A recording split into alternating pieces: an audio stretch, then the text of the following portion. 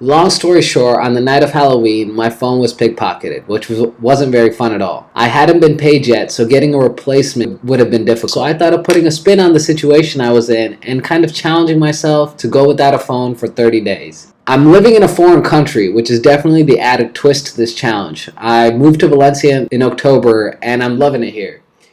I anticipated some problems, of course. No Google Maps was an easy one. No Spotify, so losing access to music and podcasts during my long commutes was definitely difficult. Not having Libby, the app I use to read books for free, and obviously messaging, keeping in touch with family and friends. I let my dad know with an email on November 1st that I was going to be doing this challenge. Anyways, so the things that I learned over the course of the 30 days with no phone was first and foremost, no alarm.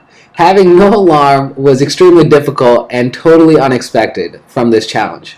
But I did become more aware of my natural circadian rhythm. So the National Institute of General Medical Sciences defines a circadian rhythm as physical, mental, and behavioral changes that follow a daily cycle. They respond primarily to light and darkness in an organism's environment. I overslept twice in 30 days and was only late to work once because of it. Relying on the sunlight as my natural alarm, I was able to wake up more reliably each day.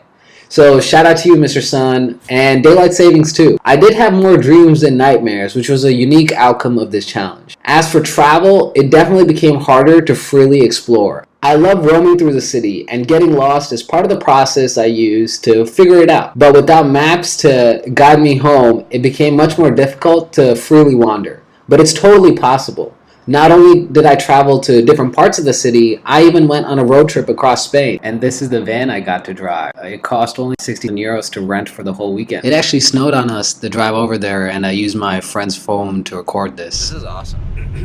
I was not expecting this. I used handwritten directions, and I drew maps for myself.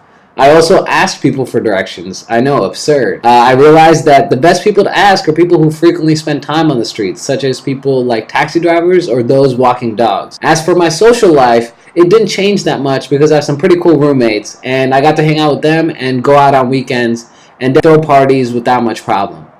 The only struggle was forming new connections. So when I met someone new that I wanted to talk to again, not being able to get their number was very difficult. Although I'm glad to be over with the challenge, I did come away with some interesting takeaways.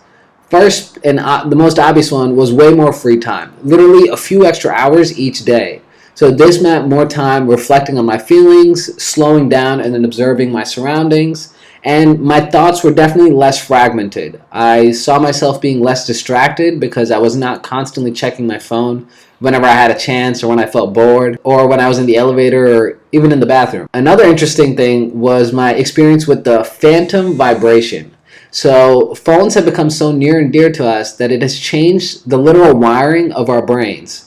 NPR had this article explaining how this phenomenon is widespread, and it indicates a larger, more concerning problem of obsessive behavior. To quote Dr. Larry Rosen, a research psychologist who studies technology and its effects on our mind, we're seeing a lot of what looks like compulsive behavior, obsessive behavior. People who are constantly picking up their phones look like they have an obsession.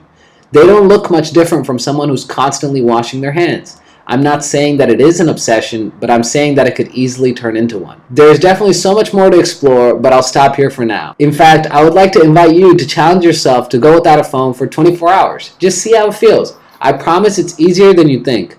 Humans have come a long way without having a phone in their pockets. And if that seems too crazy, download an app like Usage Time. It's an app that tracks how much time you spent on each app, as well as keeps track of how many times you unlock the screen. This is just one way of becoming more aware of our relationship with our pocket-sized supercomputers. If you try out this challenge, please share your experience down below. If you like this video, give it a like. Beginnings always hide themselves in ends. As this video is coming to an end, it actually marks the beginning of this YouTube channel. So hit the subscribe button down below, and I hope to see y'all very soon. Peace.